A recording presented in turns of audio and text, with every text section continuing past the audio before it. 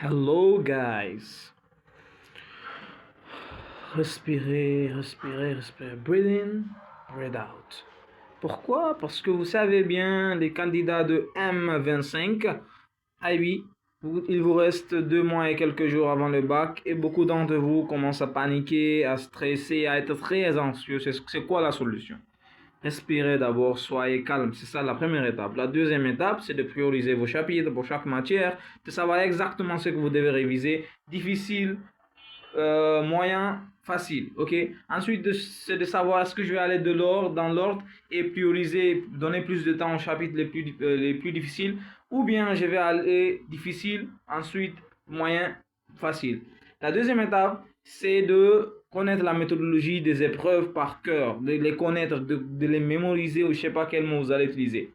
La troisième étape, c'est de savoir quelles ressources je vais utiliser, les utiliser. Et moi, pour moi, je vais vous dire les meilleures ressources. C'est surtout Revision Village, n'est-ce pas, pour les questions type bac et pour les cours Save My Exams peut-être les livres d'Oxford ou de Hodder, je ne sais pas, c'est à vous de voir.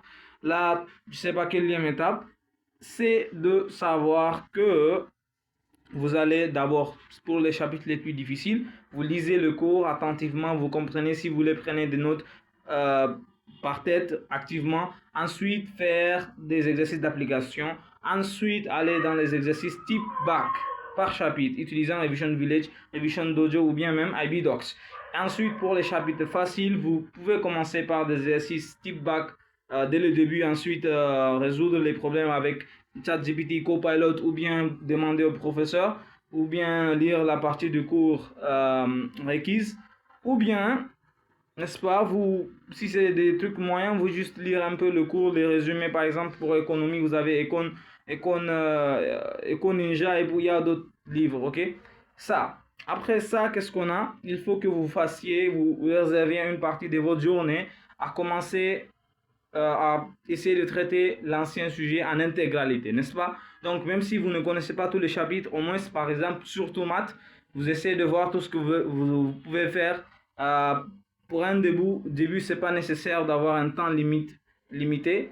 Vous pouvez essayer de gribouiller les solutions, de voir, un peu, on va dire, brainstorm des choses et demander au professeur tout ça. Et surtout, équilibrer l'école en classe et demandez ça à votre professeur, comment vous allez le faire. Demandez des conseils au professeur et lancez-vous. Cold Turkey, c'est la solution aux distractions et au revoir.